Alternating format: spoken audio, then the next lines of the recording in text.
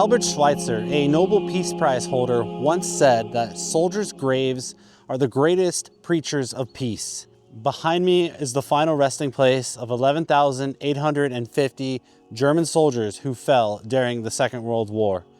This is the Fort-de-Malmaison German War Cemetery. It was established originally by the German Wehrmacht in 1941, and the majority of the individuals who lay here died during the 1940 campaign during the initial push into France. The purpose of this video is not to glorify the regime that these men behind me fought and died for. It's to help expand our historical understanding of the time period, and so we can see and feel the immense human loss of life that occurred during the Second World War. So let's take a look at this cemetery.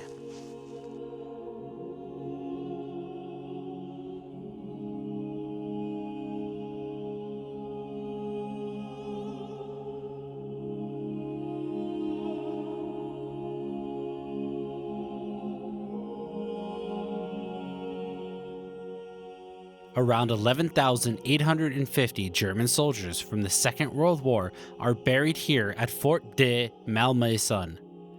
This cemetery was first created by the Wehrmacht in 1941, and German soldiers were buried here up until 1944.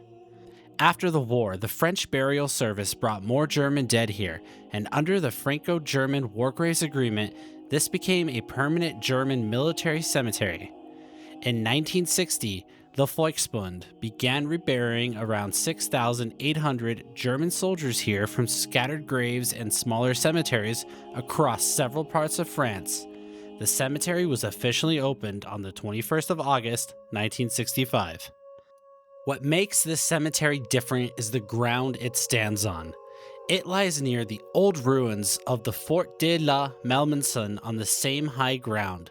Long before the cemetery was created, this area had already been torn apart by some of the hardest fighting of the First World War. The fort itself was built between 1878 and 1882, and its job was to watch over the Aisne Valley and protect important roads and railways between this area. But only a few years after it was built, new explosives showed how vulnerable these old forts had become. It was declassified in 1912, sold off, and then swept back into war when German forces occupied the abandoned position on the 1st of September 1914. In October 1917, French forces captured the fort during the Battle of La Malmaison. The Germans returned in 1918 during their spring offensive, before finally losing the area later that year. So, this cemetery stands in a landscape already marked by destruction from one world war, and then used as a place of burial after another. In that sense, Fort-de-Malmaison is more than just a cemetery. It is a place where different layers of history come together. The ruined battlefield of the First World War and the dead of the Second, and thousands of individual lives brought here into one permanent place of remembrance.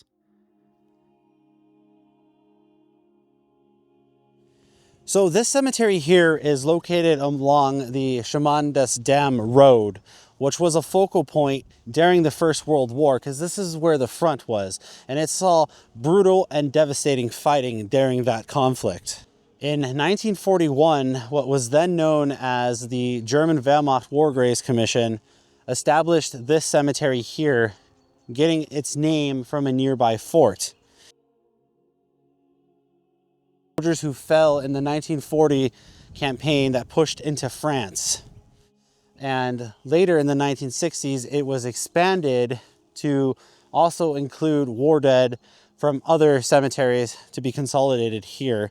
That's why we have such a large number, over 11,000 buried in this cemetery. The cemetery here was open to the public on the 21st of August, 1965. And starting in 1960, the German War Graves Commission started adding an additional 6,000 burials to this cemetery, thus condensing some of the temporary cemeteries, or the smaller ones, into this one large cemetery here. One interesting fact is that the style of crosses here are in particularly unique to this cemetery, and you won't find this style of cross at any other German war cemetery throughout Europe, or anywhere else in that matter.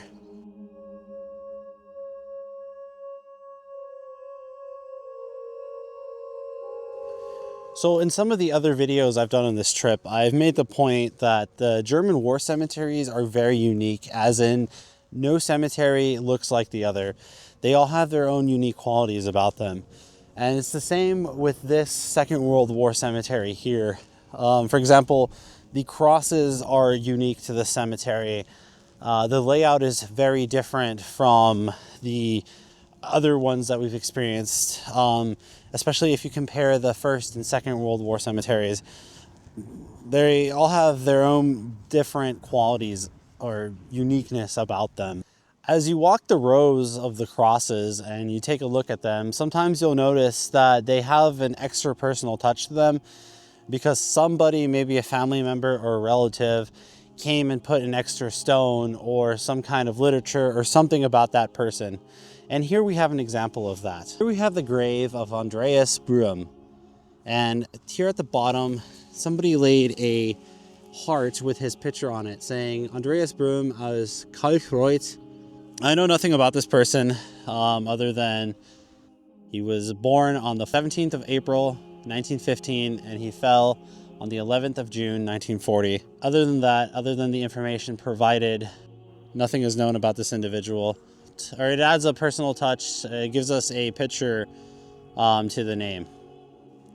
I always find it fascinating when you're at these cemeteries and you see those extra pieces of information on somebody's cross or headstone that gives you a small indication about that person. Sometimes it's a picture of them, sometimes it's a little bit of their story. And sometimes you don't have that extra personal touch. You sometimes have flowers. Like here's an example of a headstone from an individual named Julian with a flower and a wreath laid on it and a candle here towards the bottom with a heart indicated on it. And Julian says here he was a Unteroffizier and he died on the 9th of June, 1944. One thing that I'm thinking about as I'm walking the rows of crosses here in this Second World War German cemetery is that this region was deeply impacted during the First World War. And then not 2 decades later, you had a Second World War. And now soldiers from that Second World War are laying here where a massive battle happened during the First World War. I wonder how many of these fallen soldiers had family members who fought during the First World War in this exact area. It's kind of interesting to think about. So I just found another example where somebody left a picture on one of the gravestones so we can put a face to the name. Let's take a look at this grave right here. That of a German captain, a Hauptmann named Gustav. And I don't know anything about this individual, but he was born on the 7th of April in 1910, and he died on the 8th of June, 1944.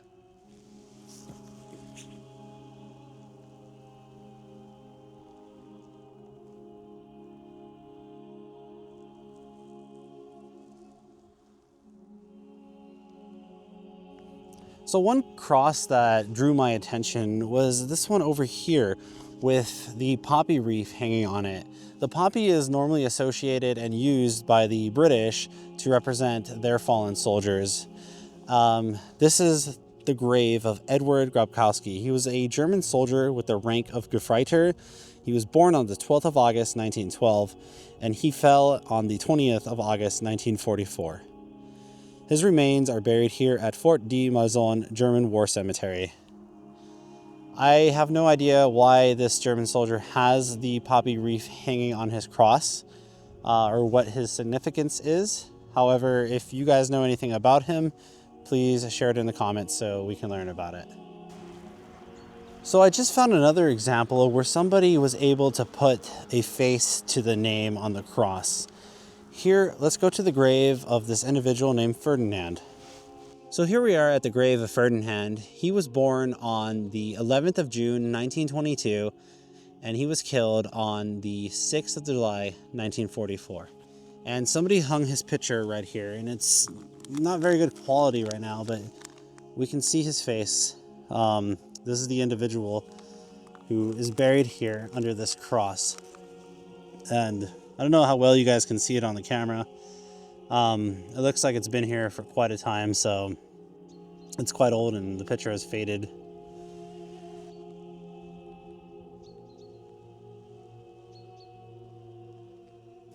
Let me ask you guys a question. How does one comprehend a number like over 11,000 dead? If I look out and see these crosses and see that there's multiple names on the crosses on both sides, you know, there's already so many crosses out here that it overwhelms the brain looking at this. But to realize that there's multiple names on them, how does one comprehend that? It just goes to show the immense tragedy of human life that was lost during the World Wars. This particular example, the Second World War. One thing to consider when you're coming to a German war cemetery, especially one from the Second World War, is that the individuals here were part of a ideological regime that caused a lot of destruction and death throughout Europe.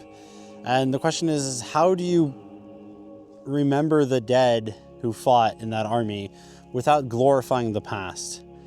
And the German War Graves Commission does a good job at that because they want to provide a final resting place for the individual soldiers who fell during the war without glorifying them in a respectful humanitarian way.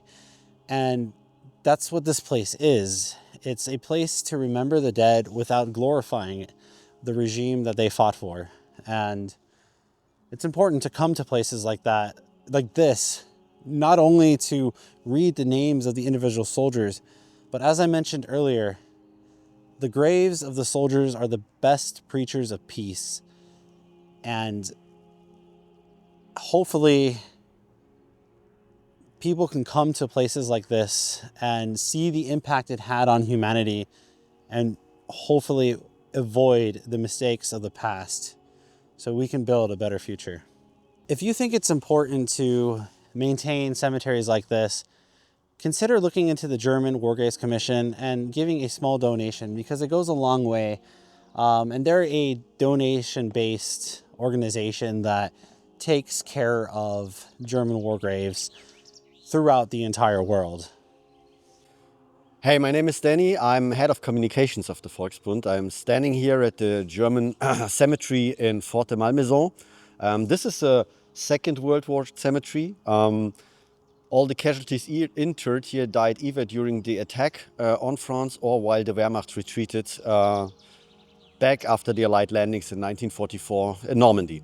Our daily work here is focused on maintaining the sites. Everything from mowing the lawn, cleaning the crosses, keeping everything in a good shape and in a good condition.